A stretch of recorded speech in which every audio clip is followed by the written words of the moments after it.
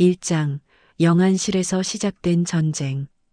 새벽 2시 서울대 병원 영안실의 차가운 형광등 아래 3명의 형제자매가 마주 앉아 있었다. 10년간 당뇨 합병증으로 병상에서 고생하던 류석재 씨가 마침내 긴 여행을 마치고 세상을 떠난 것이다. 하지만 영안실에 모인 류석재 씨의 세 자녀들은 슬픔보다는 긴장감이 가득했다. 오빠들, 이제 어떻게 할 거야? 막내딸 수진이 먼저 입을 열었다. 평소보다 한층 차가운 목소리였다. 큰아들 민호는 정장 넥타이를 바르게 매고 있었다. 그의 손에는 서류 가방이 단단히 쥐어져 있었다. 당연히 법대로 해야지. 아버지 재산을 정확히 파악하고 균등하게 나누는 거야. 둘째 아들 진호는 비웃음을 터뜨렸다. 균등하게? 웃기네. 그럼 지난 10년간 아버지 모시느라 고생한 건 누가 보상해 줄 건데? 뭐라고? 수진이 벌떡 일어났다. 진호 오빠가 아버지 모셨다고? 병원비 한 번 제대로 낸 적도 없으면서 영안실안은 순식간에 전쟁터가 되었다. 아버지의 시신이 놓인 바로 옆에서 벌어지는 추악한 다툼이었다. 민호는 차분하게 말했다. 모두 진정해. 아버지께서 생전에 유언장을 남기셨을 수도 있으니 일단 집에 가서 확인해 보자. 유언장? 진호의 눈이 번뜩였다. 설마 아버지께서 우리 몰래. 수지는 이미 핸드폰을 꺼내 전화를 걸고 있었다. 여보, 일단 아이들 데리고 친정 집으로 와. 중요한 일이 생겼어. 2장 숨겨진 재산의 비밀. 다음 날 오전 세 형제자매는 아버지의 집에 모였다. 40년간 아버지가 살았던 3층 단독주택은 강남 한복판에 위치해 있었다. 최근 재개발 소문이 돌면서 집값이 치솟고 있는 지역이었다. 일단 통장부터 확인해 보자. 민호가 아버지 방 서랍을 뒤지기 시작했다. 형? 진호가 민호의 손을 잡았다. 혼자서 뭐 하는 거야? 우리도 봐야지. 수지는 다른 방을 뒤지며 소리쳤다. 어머, 이게 뭐야? 아버지께서 언제 이런 걸? 그녀가 발견한 것은 부동산 등기부등본 사본들이었다. 강남 일대의 건물 몇 채와 상가, 그리고 주식 계좌 내역서들이었다. 민호는 서류를 훑어보며 계산기를 두드렸다. 이상하네. 이 정도면 최소 50억은 될 것 같은데. 50억? 진호의 목소리가 떨렸다. 정말로? 수지는 이미 부동산 앱을 켜서 확인하고 있었다. 지금 시세로는 70억은 넘을걸? 재개발되면 200억도 가능하다고 나와 있어. 세 사람은 순간 말을 잃었다. 평생 검소하게 사신 아버지가 이런 거대한 재산을 숨기고 있었다니. 그때 현관에서 벨소리가 울렸다. 택배입니다. 진호가 문을 열자 택배 기사가 등기우편 한 통을 내밀었다. 발송인은 법무법인 정이었다. 3장 변호사의 폭탄 선언. 오후 2시 세 형제자매는 법무법인 정의 회의실에 앉아 있었다. 아버지의 오랜 지인인 박정민 변호사가 무거운 표정으로 들어왔다. 먼저 석재 형님의 명복을 빕니다. 박 변호사가 인사했다. 제가 여러분을 부른 이유는 석재 형님께서 생전에 정식 유언장을 작성하셨기 때문입니다. 세 사람의 시선이 박 변호사에게 집중되었다. 유언장 내용을 공개하기 전에 한 가지 말씀드릴 게 있습니다. 석재 형님의 재산은 여러분이 생각하는 것보다 훨씬 많습니다. 민호가 앞으로 몸을 기울였다. 얼마나 되는지 정확히 알 수 있을까요? 부동산, 예금, 주식을 모두 합쳐서 현재 시가 약 120억 원입니다. 120억? 수진이 의자에서 미끄러질 뻔했다. 박 변호사는 유언장을 꺼내며 계속했다. 그런데 유언장 내용이 좀 특별합니다. 석재 형님께서는 재산을 균등 분할하지 않으셨습니다. 무슨 말씀이세요? 진호의 목소리가 떨렸다. 큰아들 민호 씨에게는 강남의 상가 건물 2채, 약 30억 원 상당. 둘째 아들 진호 씨에게는 주식과 예금 20억 원. 그리고 박 변호사가 수진을 바라봤다. 막내딸 수진 씨에게는 이 집을 포함한 나머지 모든 부동산 약 70억 원 상당을 유증하신다고 되어 있습니다. 순간 회의실은 폭탄이 떨어진 듯 조용해졌다. 사장, 균열의 시작. 이게 말이 돼? 민호가 벌떡 일어났다. 왜 수진이가 가장 많이 받는 거야? 진호도 분노에 차서 소리쳤다. 이건 불공평해. 아버지 정신이 온전했을 때 쓴 유언장이 맞아? 박 변호사는 차분히 설명했다. 유언장은 3개월 전에 작성되었고 당시 석재 형님의 정신 상태는 완전히 온전했습니다. 그리고 그는 잠시 망설이다가 계속했다. 석재 형님께서 별도로 남기신 편지가 있습니다. 각자에게 전해달라고 하셨어요. 3개의 봉투가 각자에게 전달되었다. 민호는 떨리는 손으로 편지를 펼쳤다. 아버지의 삐뚤삐뚤한 글씨가 보였다. 민호야, 너는 항상 똑똑했고 사업도 잘했다. 하지만 아버지가 아플 때 한 번도 병문안을 오지 않았구나. 너에게는 사업 미천 정도는 주고 싶었다. 진호의 편지에는 이런 내용이 적혀 있었다. 진호야, 너는 가끔 돈을 빌리러 왔지만 아버지가 정말 아플 때는 오지 않았다. 그래도 내 아들이니까 노후 준비는 할 수 있게 해주고 싶었다. 수진의 편지는 가장 길었다. 수진아, 너만이 10년간 나를 돌봐주었다. 매일 병원에 와서 간병해주고 병원비도 내가 대신 내줬지.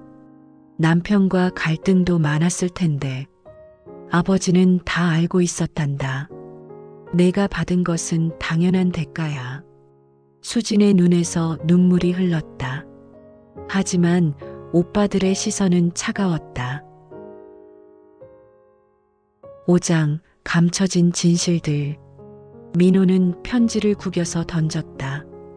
이건 수진이가 아버지를 꼬드긴 거야. 혼자서 10년간 간병했다고? 웃기지 마. 뭐라고? 수진이 벌떡 일어났다. 내가 언제 아버지를 꼬드겼다고? 진호도 가세했다. 형 말이 맞아. 수진이 너 혼자만 착한 딸 행세하면서 아버지 마음을 산 거 아니야? 수진은 분노에 차서 핸드백을 뒤졌다. 그리고 병원 영수증 뭉치를 꺼내 테이블에 던졌다. 이게 뭔지 알아? 10년간 내가 낸 병원비 영수증이야. 총 3억 2천만 원. 오빠들은 이 돈 한 푼도 안 냈잖아.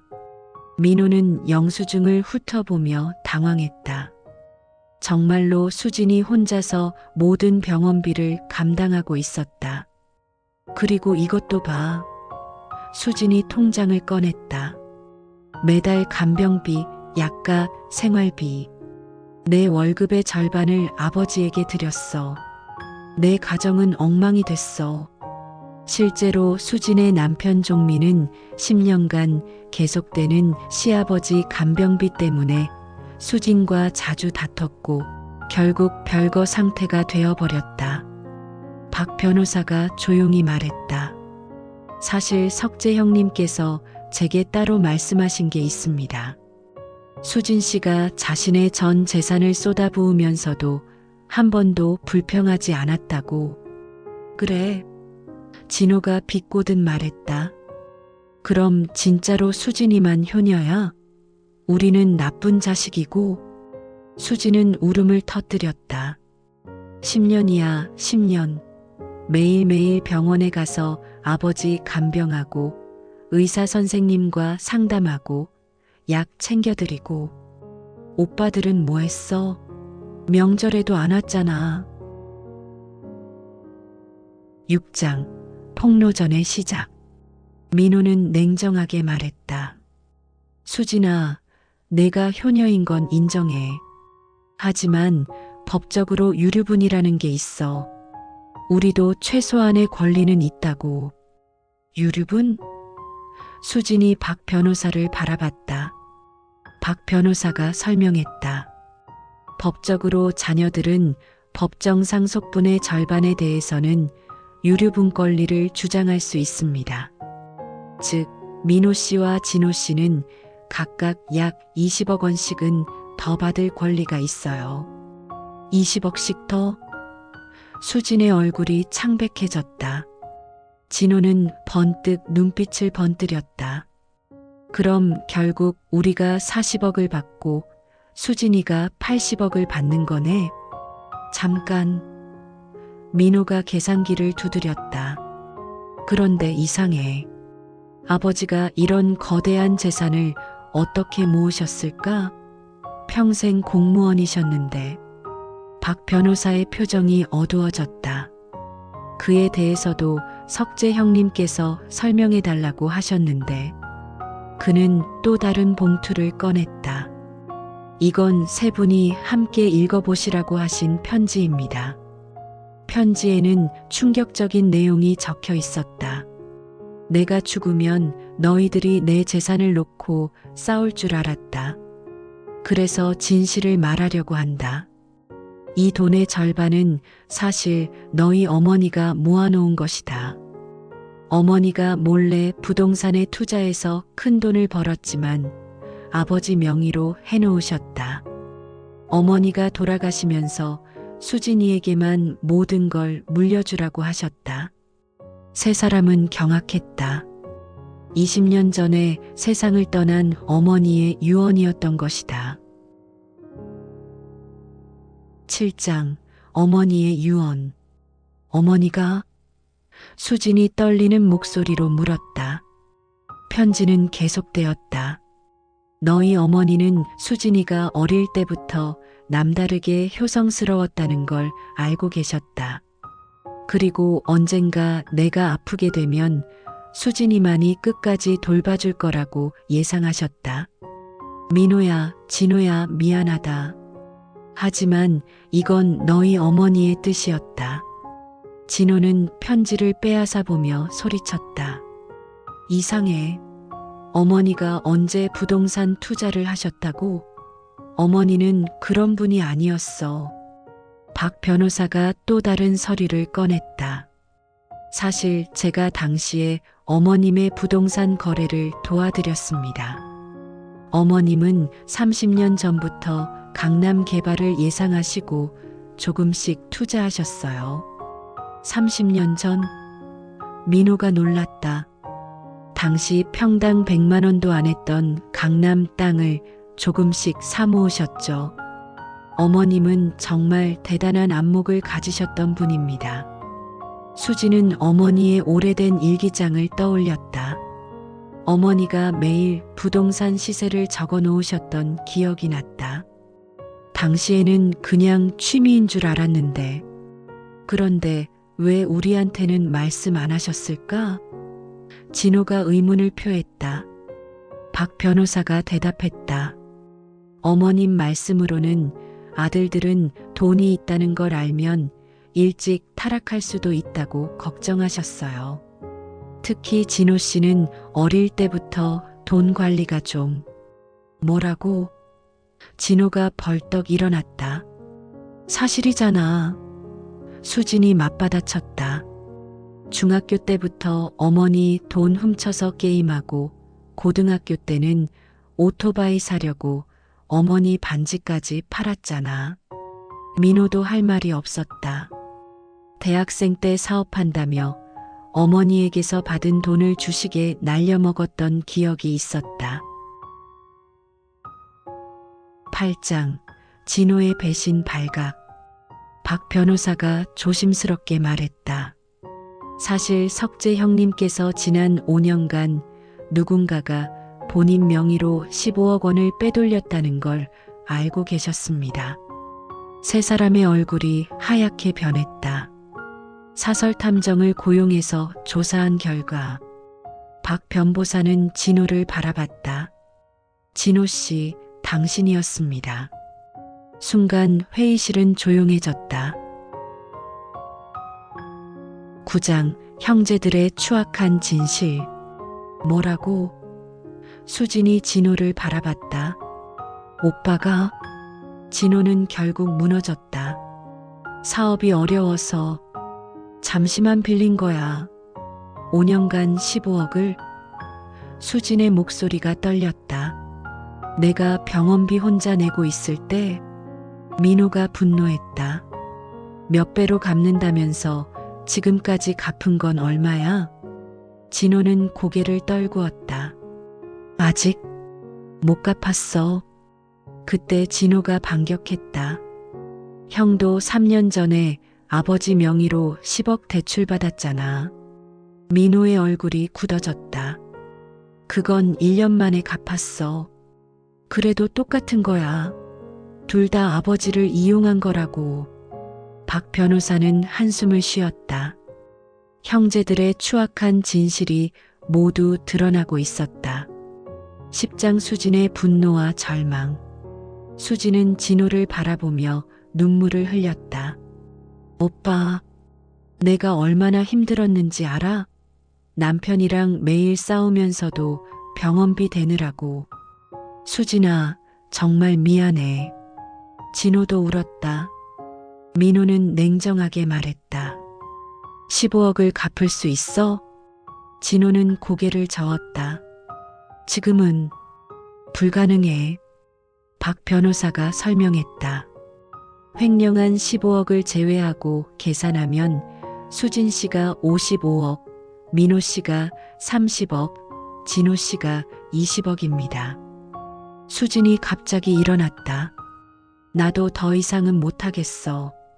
이런 더러운 돈 받고 싶지도 않아. 그렇게 말하고 회의실을 나가버렸다. 11장 각자의 계산과 수진의 결단. 수진이 나간 후 민호는 조용히 물었다. 변호사님, 진호의 횡령 돈을 회수할 수 있나요? 어려울 것 같습니다. 이미 5년이 지났고 재산이 없는 상태라서. 진호가 고개를 들었다. 형, 도와주면 안 될까? 너한테 도움 청할 자격이 있다고 생각해? 민호가 비웃었다. 한편 집으로 돌아온 수진은 남편 종민과 마주 앉았다. 10년간의 별거로 서먹해진 사이였지만 중요한 일에는 상의가 필요했다. 55억? 종민이 놀랐다. 받고 싶지 않아. 오빠들과 싸우면서까지. 종민은 단호하게 말했다. 수진아, 그 돈은 내가 받을 자격이 있어. 10년간 시아버님 모신 거 나도 다 봤어.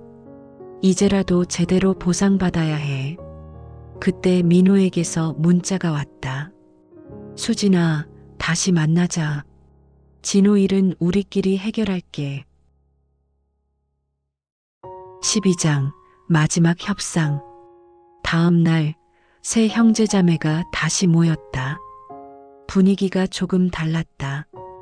민호가 먼저 말했다. 수진아, 어제는 미안했어. 진호는 여전히 풀이 죽어 있었다. 정말 미안해. 내가 잘못했어. 민호가 제안했다. 아버지 유언장대로 하되 진호가 가져간 15억은 상속분에서 빼자.